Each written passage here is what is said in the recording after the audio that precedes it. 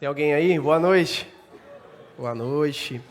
Feliz Dia das Mães a todas as mamães, né? É uma data muito especial para todas as mulheres que já são mães. Parabéns para vocês. A minha mãe, há 7 anos, foi morar com o Senhor, mas eu recebi muitas outras mães aqui e eu agradeço o carinho que vocês têm me dado. Deus abençoe muito a vida de vocês, tá bom? E eu quero saudar todos que nos visitam com a graça e a paz também, que você seja muito bem-vindo, fique à vontade, se sinta também em sua casa, tá bom? Nós estamos no livro de Reis e estamos estudando a vida de Eliseu. Estamos vendo, semana após semana, episódios da vida dele, como Deus utilizou esse homem, como Deus usou esse homem de forma poderosa, com grandes feitos, com grandes milagres, com grandes demonstrações de poder. E hoje nós vamos falar desse tema aqui. Eliseu e o Deus suficiente. Eu quero orar mais uma vez com vocês. Senhor Jesus, muito obrigado por essa noite. Obrigado, Senhor, por esse tempo de adoração, por esse tempo, Deus, onde nós podemos engrandecer o Teu nome, reconhecer aquilo que o Senhor é, aquilo que o Senhor faz. Te pedimos, Senhor, que a Tua palavra, Deus, encontre lugar em nossas vidas, que ela seja ministrada em nossa alma, em nosso coração. Que o Senhor se demonstre mais uma vez suficiente em toda a nossa história, em todas as nossas grandes dificuldades, em todo o tempo. O Senhor é de fato o suficiente. Guarda-nos, Deus, com a Tua mão. É isso que nós te pedimos em nome de Jesus. Todos que concordam dizem amém. Então vamos lá, para 2 Reis, capítulo 5. 2 Reis, capítulo 5. Versículo de número 1, nós vamos voltar um capítulo da semana passada e vamos ver a história de um general, um tenente de um exército inimigo ao povo de Israel. Vamos lá, capítulo 5, versículo 1, vocês já sabem, leia onde está em letras garrafais aí, tá bom? Em outra cor, fica muito fácil, tá bom? O rei da Síria tinha grande respeito por Naamã, comandante do seu exército, pois, por meio dele, o Senhor tinha dado grandes vitórias à Síria. Vamos lá? Mas, embora Naamã fosse um guerreiro valente, sofria de lepra. Para vocês saberem um contexto daquele tempo. Israel e a Síria estavam em conflito. Eles o tempo todo estavam em uma disputa bélica, em uma guerra, tá bom? Eles estavam em guerra antes desse episódio, e eles permaneceram em guerra depois desse episódio. E acontece aqui que o exército vencedor, que no caso Israel está perdendo a guerra, o general do exército vencedor logo vai tentar tirar algum proveito ou ver o que o país perdedor tinha a oferecer para ele. E esse general se chama Naamã. Naamã é admirado por todos, inclusive pelo rei da Síria. Como a própria palavra diz, ele tinha grande respeito por Naamã, pois por meio dele, o Senhor, o que é curioso, o Senhor deu vitória à Síria através da vida de Naamã. Ele possivelmente tinha algum tipo de destreza, algum tipo de habilidade em batalha. Ele tinha uma proeza física que superava os demais soldados. E ele era levado em autoestima em seu país, ele era alguém muito importante. Porém, como a gente pode perceber, embora Naamã tivesse tudo que alguém possa desejar, existia um mas. Naamã sofria de lepra. O que a gente pode aprender com isso logo de pronto? Não importa o quão bom você seja, não importa o quão bom você seja naquilo que você faz, o quão bem-sucedido você é. Não importa as suas grandes habilidades, as suas proezas e os seus atos magníficos. Sempre existirá um porém. Sempre existirá um mas, entretanto, contudo. Sempre existirá algo que vai te jogar para baixo.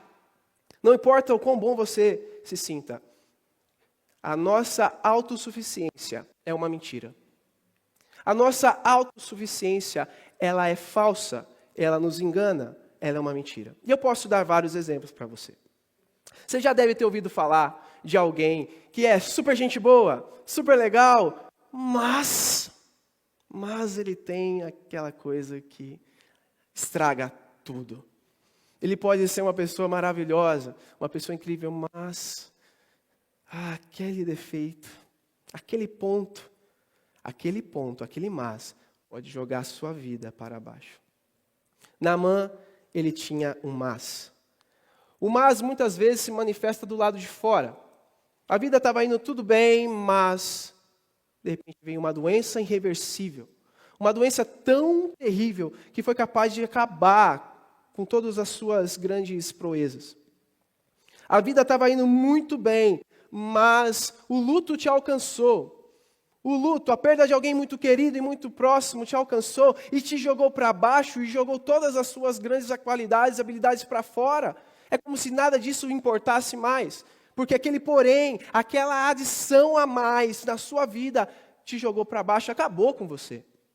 Tudo estava indo muito bem, mas uma tragédia, uma reversão financeira te atingiu. Você está vivendo de favor, está precisando de ajuda. Nada mais parece importar. Aquele mas está acabando com os seus sonhos. Por falar em sonhos, o mas muitas vezes se demonstra em sonhos fracassados, frustrados.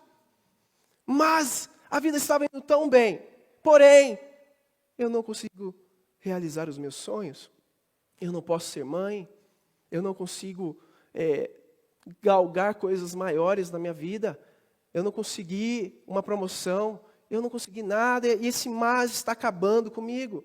Tudo estava indo muito bem, mas de repente uma traição te destruiu e te dilacerou por dentro.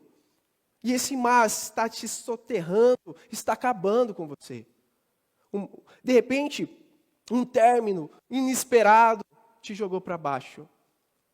Exatamente, gente. O mas é algo que existe. Você pode tentar fugir dos mas da sua vida, dos poréns da sua vida, mas a verdade é que você não pode impedir que essas coisas te aconteçam. Você pode estar vivendo uma vida perfeita, tudo indo muito bem, mas algo de fora está te alcançando. Todos nós vamos passar boas partes dos exemplos que eu dei, quiçá todas ou não. O fato é que sempre haverá algo que vai fugir do nosso controle. Sempre existirá algo que vai fugir das nossas mãos. Sempre existirá algo que pode nos jogar para baixo. Existe algo interessante na doença da lepra. A lepra é uma palavra que pode significar vários tipos de doenças de pele. E geralmente ela era contraída para o lado de fora, como eu estou dando o exemplo. Mas também ela poderia ser contraída do lado de dentro, como doença genética, uma doença crônica, uma doença que está no gene da pessoa. E talvez a gente possa tomar um pouco de amoxicilina, ou sei lá, e pensar que isso vai resolver. E não faça isso, tá? Eu não sou médico, não vai resolver nada. O fato é que não havia naquele tempo nenhum tipo de remédio para curar a lepra.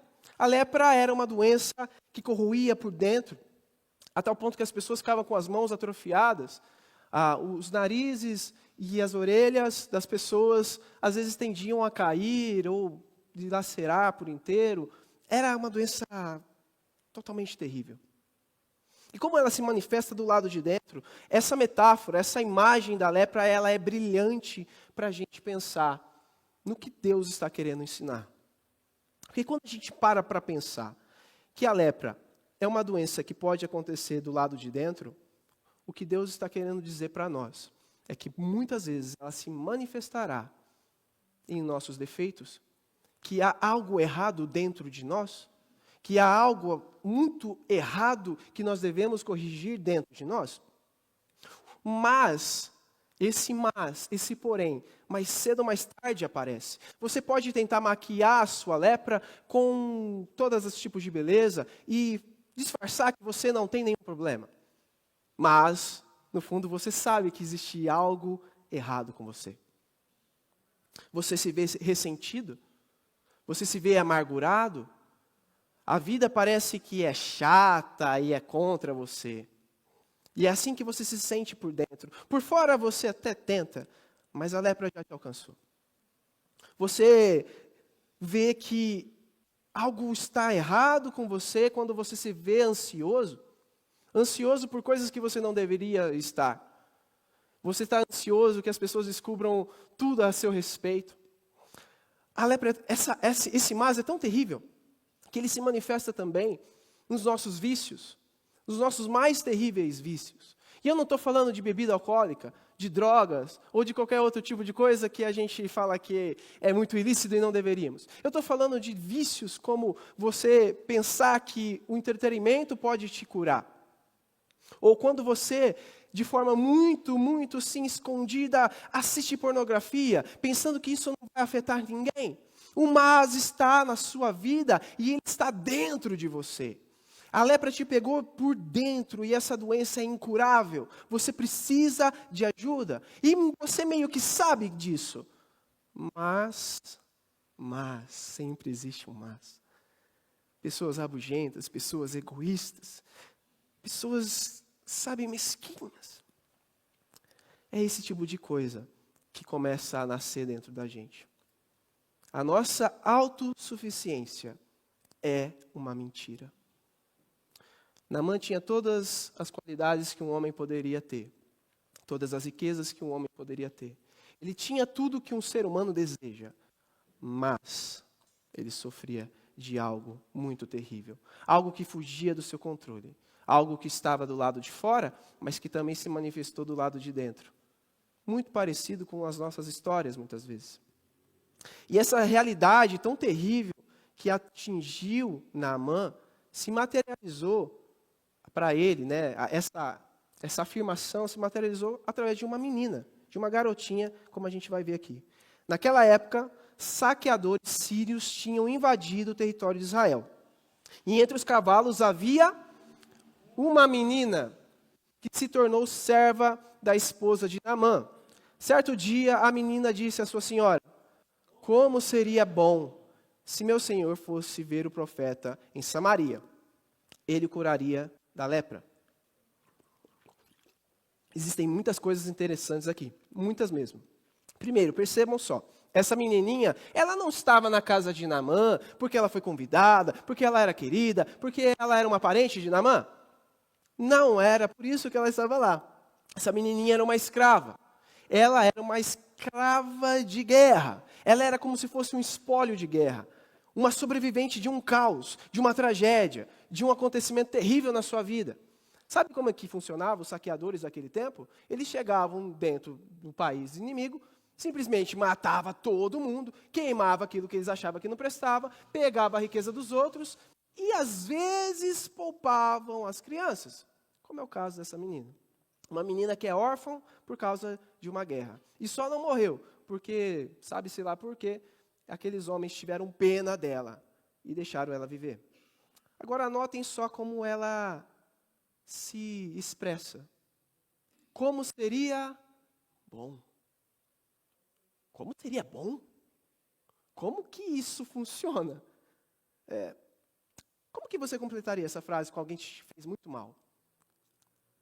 Alguém que te roubou os seus maiores sonhos, te roubou a liberdade da sua vida, fez você sofrer de forma deliberada e proposital. Como você responderia? Como seria a sua frase? Como seria bom se eu tacasse uma pedrada na cabeça? Como seria bom se um raio caísse em cima dele ou dela? Não sei. Como seria bom se essa pessoa sofresse tudo o que ela me fez? Praga maldita. Como seria bom? Como seria bom se todas as coisas que essa pessoa me fez revertessem para ela? Como seria bom ver ela pagar por tudo que ela fez? E, nossa, eu daria muita risada quando tudo isso acontecesse. Bom, às vezes a verdade é que nós não falamos como essa garotinha. Vamos falar a verdade aqui, cá entre nós. Nós, ao invés de desejar o bem àquele que fez mal, a gente quer pagar o mal com mal. E se a gente parar para analisar de forma muito fria, essa garotinha tinha todo o direito de se sentir ressentida, amargurada e triste, porque este homem, Naamã, era um general de um exército que estava acabando com o seu país. Que, de certa forma, era o comandante daqueles saqueadores que entraram na sua casa, mataram os seus pais, queimaram as suas casas. Naamã era um causador da sua dor. Mas essa menininha nem ao menos se calou, sabendo que havia uma forma dele se curar. Porque ela podia falar, bom, eu não vou fazer o mal, mas também não vou dizer o bem. Eu vou ficar quietinha aqui, ó. Eu sei como resolver o problema dele, mas eu vou contar? Ele que se vire. Ela não faz nada disso. Ela realmente deseja o bem para o seu algoz, para o seu carrasco. Ela deseja o bem para quem lhe fez mal, dizendo como seria bom se o meu Senhor fosse ver o profeta em Samaria. Ela deseja a cura dele, ela deseja o bem dele, e ela espera que isso aconteça. Bom, você vê, Naamã, que é um homem tão especial e tão cheio de poderes, né? Ele está ouvindo a sua escrava, uma menina. E olha só, Naamã contou ao rei o que a menina israelita tinha dito. Então o rei da Síria lhe respondeu, vá visitar o profeta. Eu lhe darei uma carta de apresentação. Ao rei de Israel, Naamã partiu levando 350 quilos de prata, 72 quilos de ouro e 10 roupas de festa. A situação dele é tão desesperadora que agora ele está ouvindo uma menininha que não tinha aparentemente nada a lhe oferecer, mas ele está dando ouvido. E ele chega para o rei da Síria, o cara maioral do pedaço, o cara que mandava em todo mundo, inclusive em Naamã. E esse rei também dá ouvidos para o que aquela menininha estava dizendo. O que dá para a gente tirar? Às vezes o evangelho é desse jeito. As pessoas fazem pouco caso, eles saem dos lugares menos prováveis, dos pequeninos, e de repente já está nos grandes escalões. O evangelho de Jesus pode alcançar lugares que a gente nem imagina através da sua vida, que às vezes se sente como uma garotinha, um menininho pequeno. Deus pode te usar. Desde que você queira o bem das pessoas, a gente pode ver grandes coisas acontecendo. Naamã está já sem mais nenhum tipo de forma de buscar ali a sua cura. Então ele vai procurar uma forma de se resolver. E como que Naamã faz isso? Naamã tem pelo menos 3 poderes em suas mãos. O primeiro é as suas conexões, as suas influências. Naamã vai até o rei, o mais poderoso, e o rei da Síria vai até o rei de Israel. De rei para rei, coisa de gente importante. Naamã tinha também outra coisa que muitos de nós desejamos, ele tinha muito dinheiro e muitas riquezas, mais do que a gente possa imaginar. Parece que já é muito para os nossos tempos, para aquele tempo era muita fortuna. Naamã, ele quer realmente mostrar para que ele veio, muita ouro, muita prata, roupas finas, o máximo que pode. E o terceiro, ele tinha muita capacitação. Ele quer mostrar que ele vai pagar pelo que ele está procurando, pela cura dele. Ele não vai fazer qualquer coisa sem nenhum valor, sem nenhuma importância. Ele vai provar que ele é capaz de alcançar os seus objetivos. E veja só, tudo isso que Naamã está se depositando, se debruçando, são coisas que o mundo pode oferecer. O mundo pode te oferecer influências, pode te oferecer conexões, o mundo pode te dar muito dinheiro, e você pode pensar que o dinheiro pode te salvar. O mundo pode te dar, de certa forma, se você buscar, algum tipo de capacitação, mas não é a forma que Deus age. A menininha falou para ele buscar quem? O profeta. E ele vai para o rei da Síria, que nem não tem nada a ver com a história. Simplesmente ela falou, vá procurar o profeta. Aí ele vai até o rei. Nós não podemos obter nada espiritualmente falando, enquanto nós pensarmos que tudo que Deus tem para nos oferecer é aquilo que o mundo dá. O mundo não é capaz de nos dar aquilo que só Deus pode. Deus pode muito mais do que a gente possa imaginar. E a primeira pessoa a apontar essa realidade para Naamã é outro rei que está também desesperado. No versículo 6, a carta para o rei de Israel dizia o quê? Com esta carta apresento o meu servo Naamã. Quero que o rei o cure da lepra. Só uma pausa. O rei? Puxa vida, que coisa. Quando o rei de Israel leu a carta, ele rasgou as roupas e disse, acaso sou Deus, capaz de dar ou de tirar a vida? Por que esse homem me pede que que me cure um leproso. Como vocês podem ver, ele procura um pretexto para nos atacar. A carta tinha uma exigência clara: eu quero que o rei cure o meu servo da lepra. Isso acontece porque na cabeça do rei da Síria, Israel funciona como as outras nações. O que acontecia naquele tempo? De rei para rei que acontecia muito. O rei de Israel, em tese, na cabeça do rei da Síria, ele era um empregador do profeta. Porque as nações daquele tempo, eles serviam culturalmente o seu país. Cada país tinha um templo, e cada templo tinha um Deus que servia as grandes vontades do rei daquele país. E era assim que o rei da Síria pensa que o rei de Israel, que o Deus de Israel funciona. Ele pensa que o Deus de Israel também serve às vontades de um país que, de certa forma, então, o rei de Israel é o empregador lá do Eliseu. E se ele é o empregador do Eliseu, ele vai fazer a vontade do rei. O rei de Israel vai dizer: cure o nosso querido aqui Naamã, e assim vai ser, como uma exigência. E eu estou mandando essa carta, e não estou simplesmente mandando uma carta, eu estou provando, eu estou pagando, por isso eu estou exigindo isso. Só que o rei de Israel sabe como Deus funciona.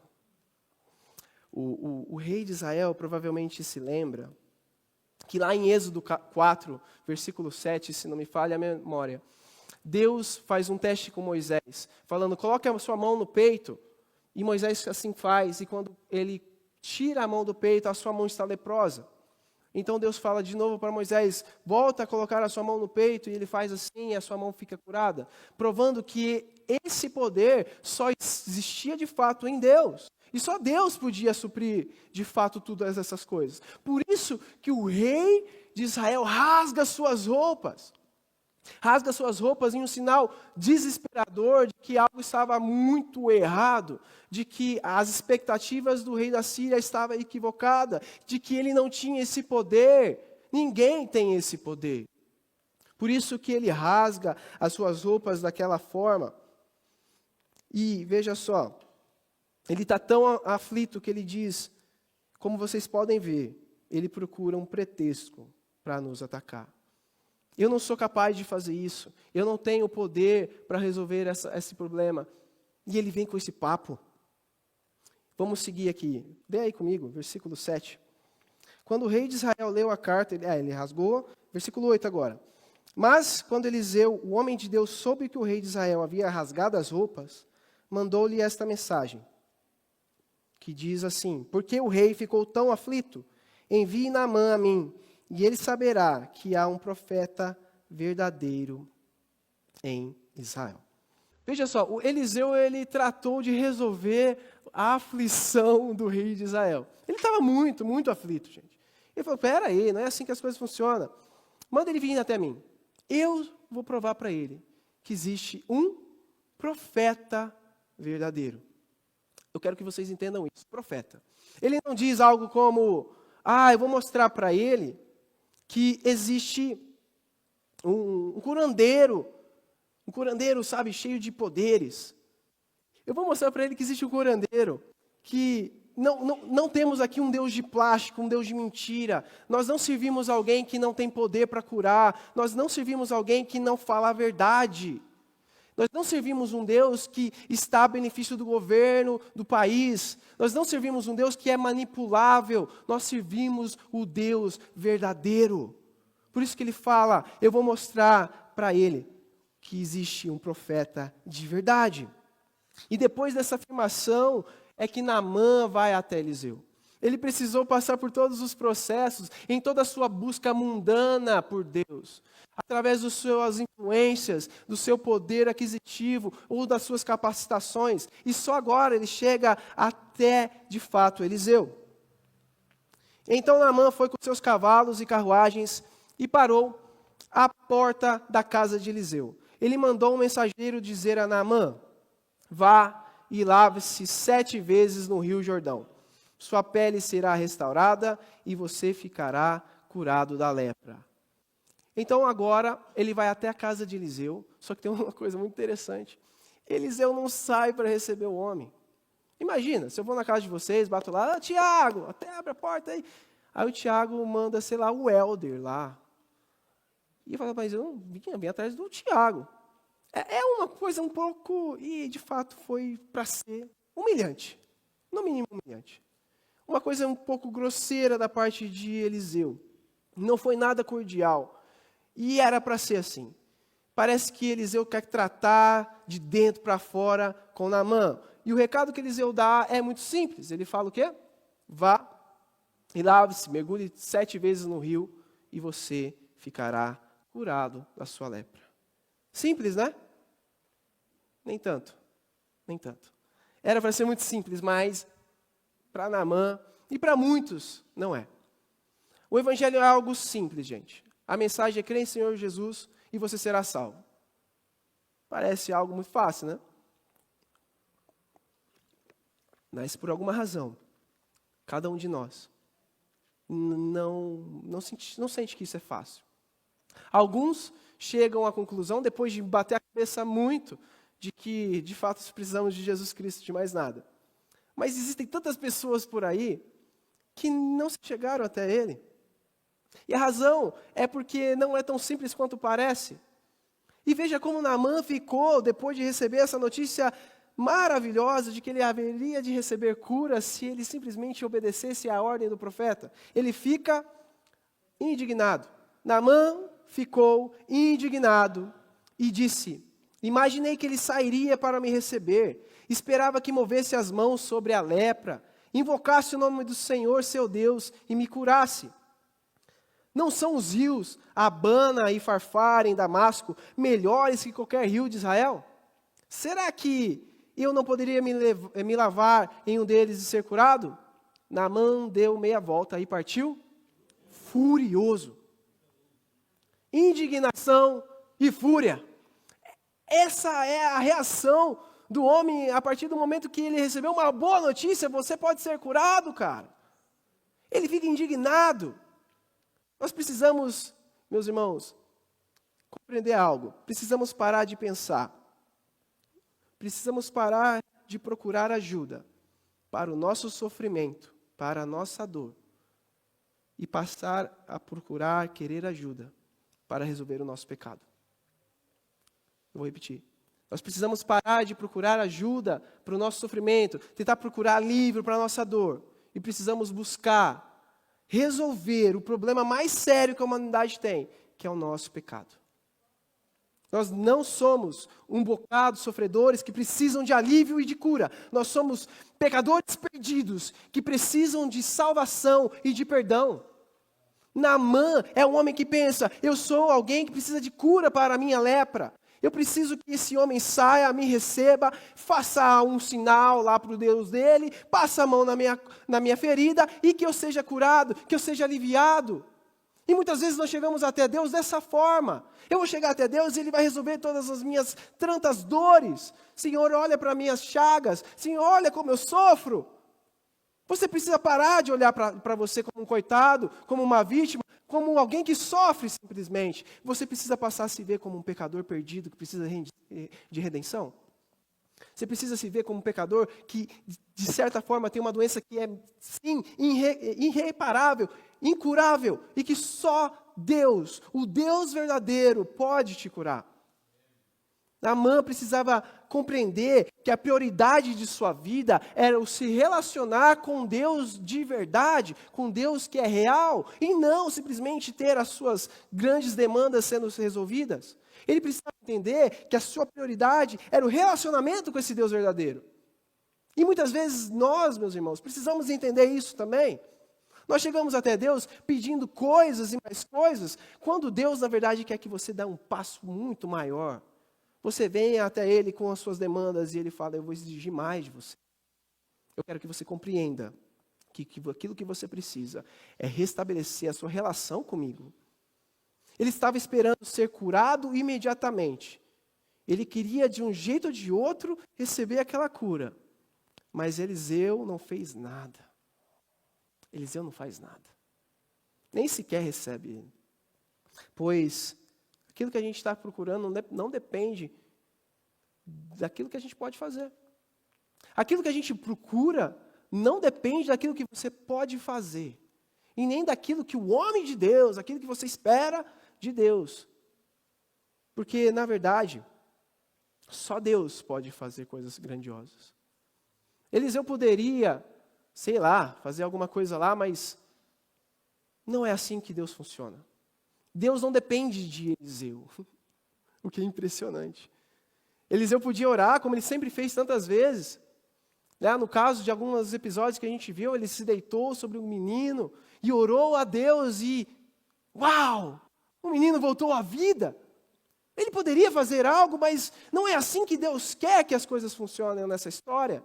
Porque Deus quer mostrar para Naamã e mostrar para a gente que ele não precisa de nada para que você seja salvo.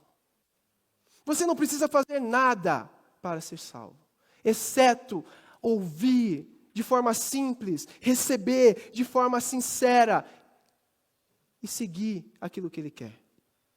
Às vezes, gente, nós queremos fazer o papel de Deus e nos salvar, ou fazer um momento onde Deus se faz presente, quem sabe com cultos exuberantes, louvores extravagantes, quem sabe assim a presença de Deus chega até nós, se nós gritarmos mais alto, se nós erguermos a voz, erguermos as nossas mãos aos céus, quem sabe assim Deus nos olha. Deus não precisa disso.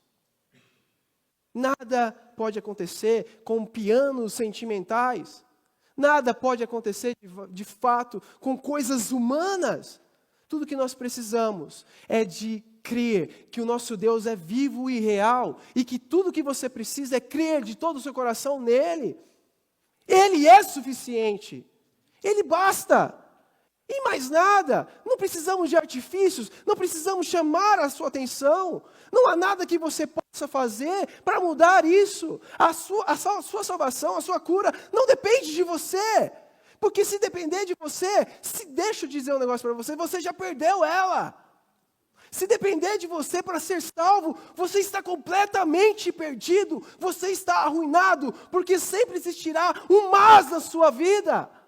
Sempre existirá algo que te colocará para baixo e que vai apontar que você é um pecador miserável e que precisa de salvação, que precisa de uma intervenção divina na sua vida. Enquanto você não entender que tudo depende dele, você não fará nenhum avanço de verdade. Enquanto você não entender que a sua vida está nas mãos de um Deus que é suficiente, nada vai ser real para você. Nada vai ser suficiente de fato na sua vida. Sempre vai ter algo, sempre vai ter algo. Vamos seguir. Mas seus oficiais tentaram convencê-lo, dizendo: meu senhor, se o profeta lhe tivesse pedido para fazer algo muito difícil, o senhor não teria feito? Por certo, o senhor deve obedecer à instrução dele, pois disse apenas: vá e lave-se e será curado. Gente, ainda bem, não está passando para vocês, né? Tudo bem. Ainda bem que Naamã tinha amigos, pessoas que amavam ele. Ainda bem que Naamã era cercado de pessoas que queriam bem ele. Porque Naamã, pelo jeito, não era um homem muito fácil.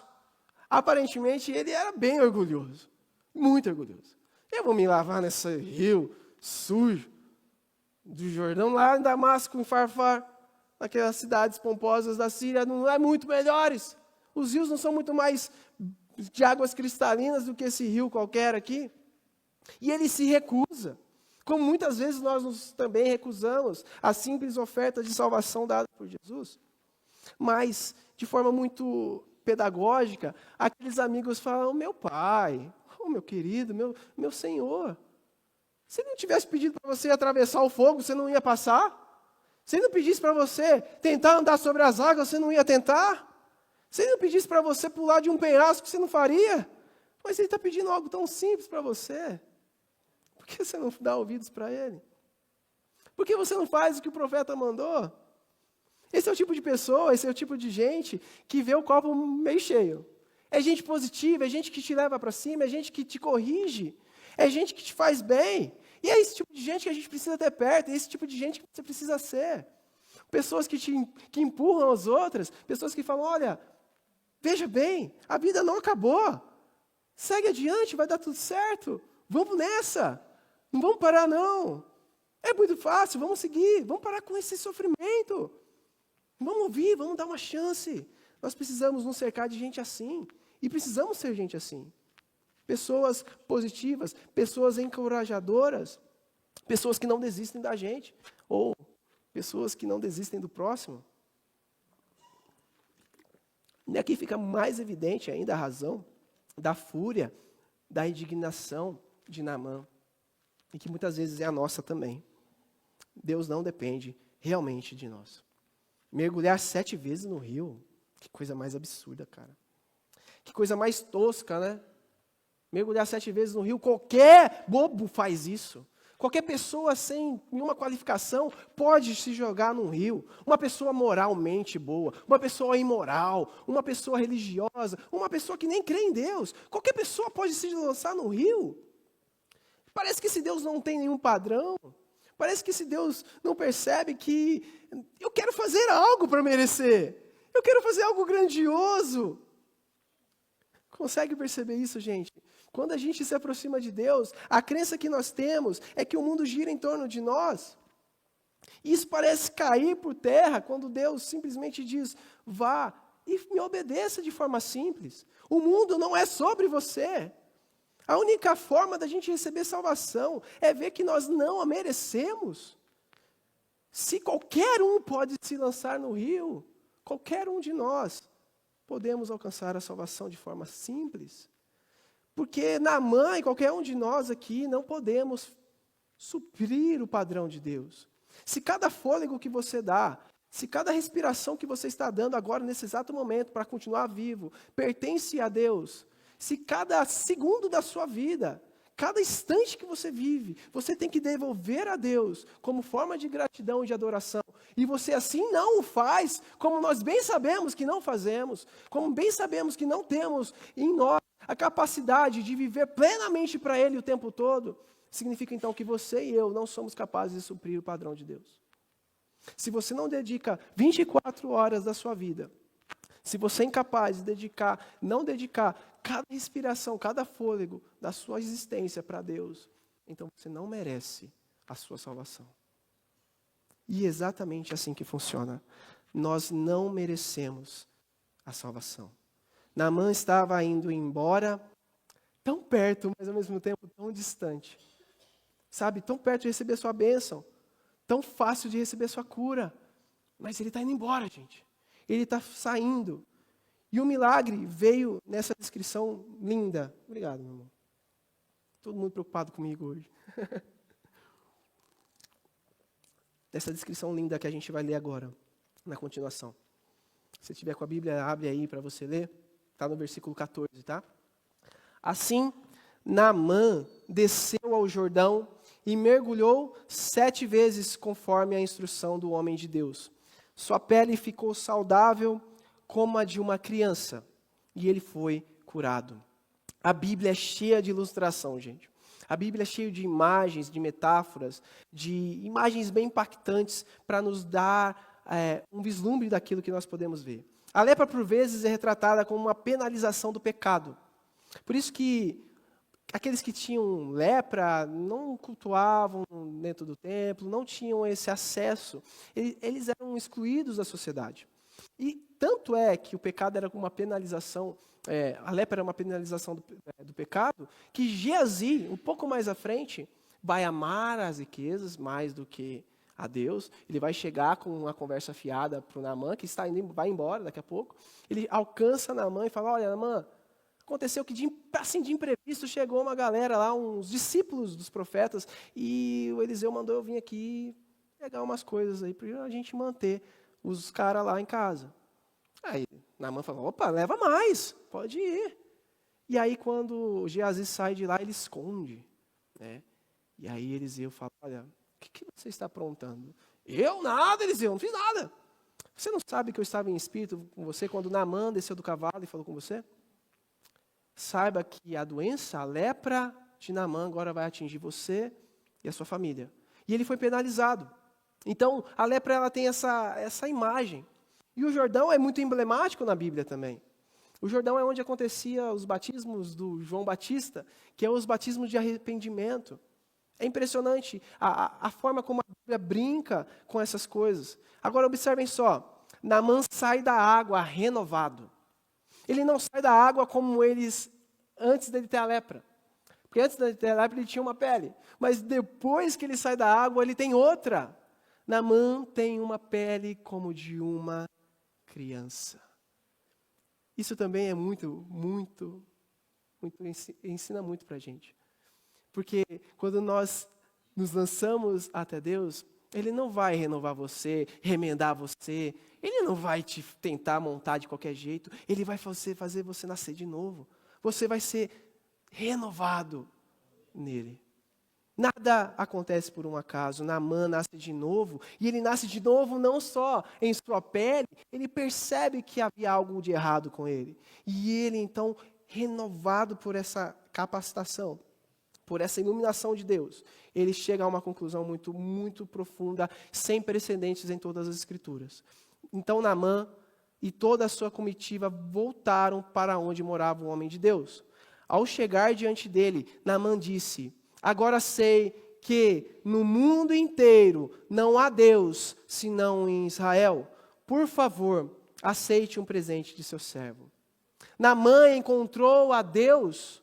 Ele não encontrou simplesmente alívio para a sua cura, alívio para o seu sofrimento. Ele encontra a Deus.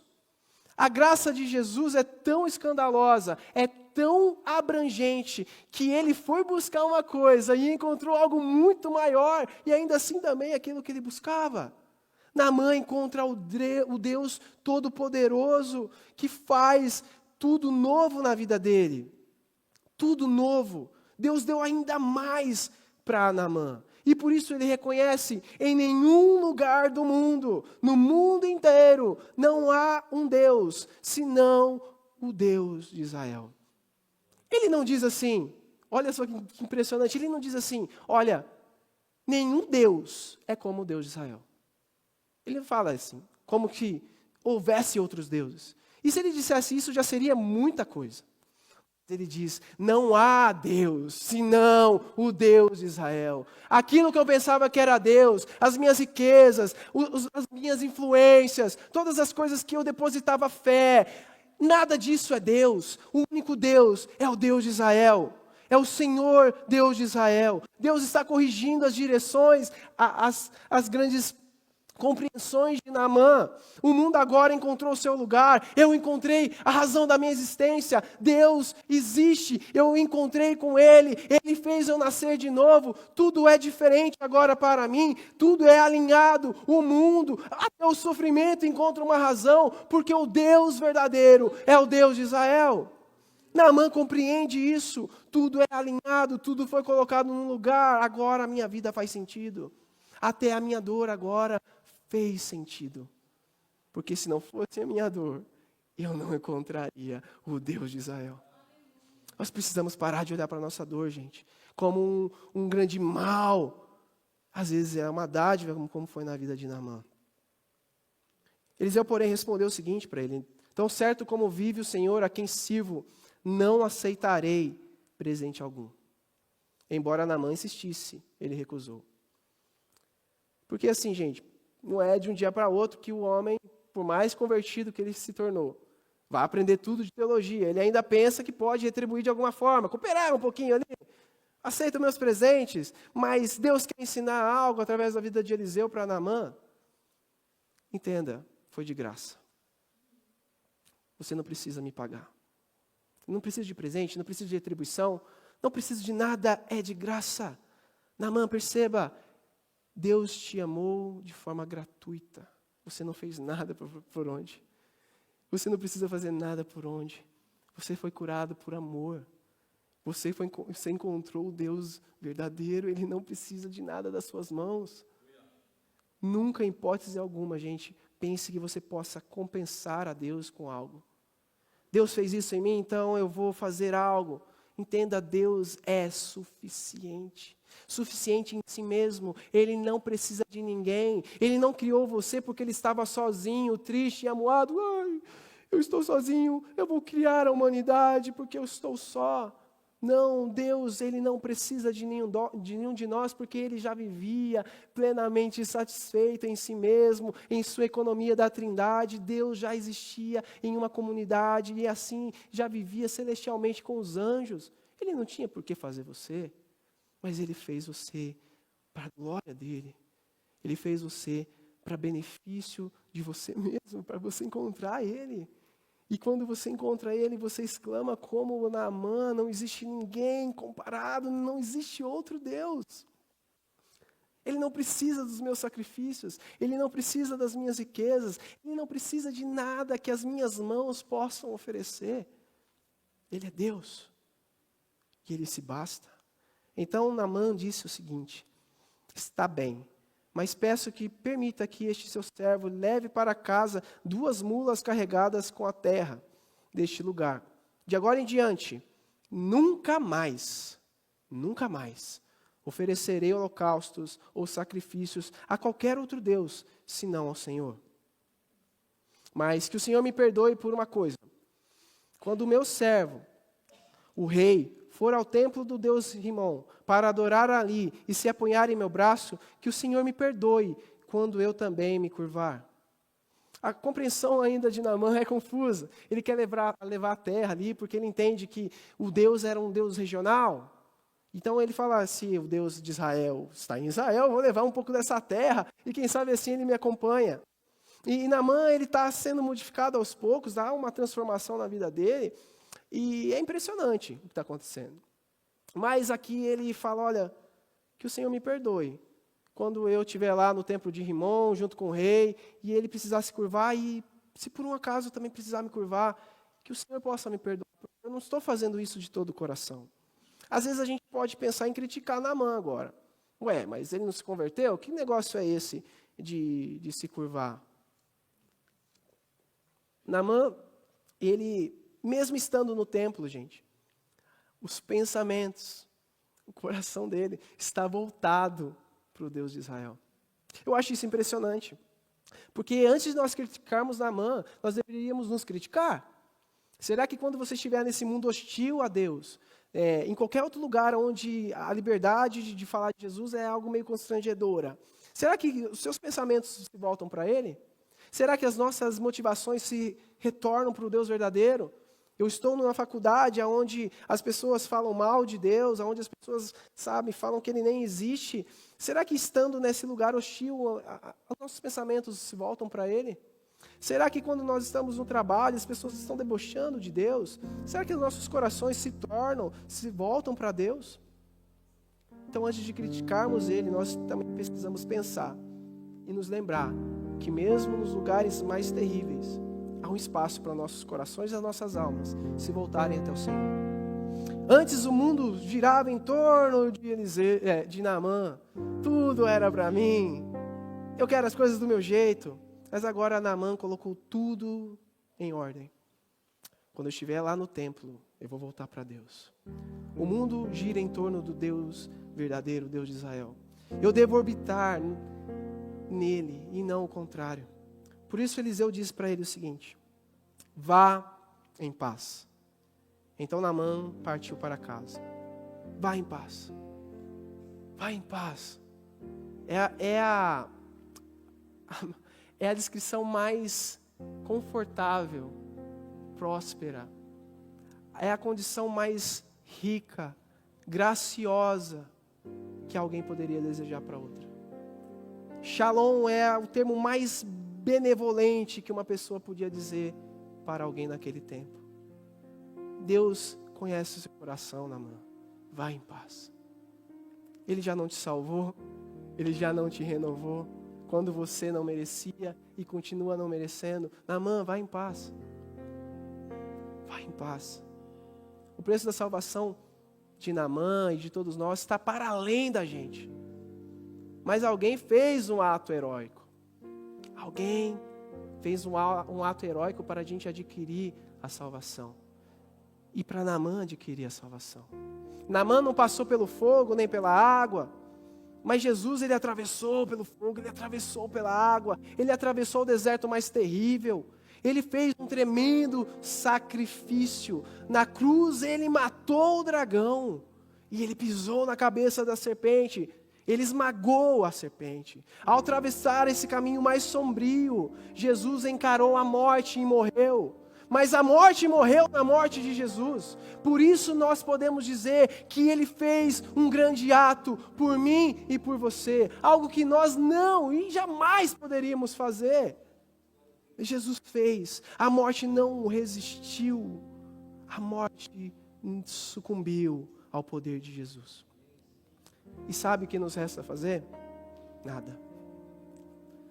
Nada nos é requerido. Tudo o que precisamos é gratuito e está sobre nós.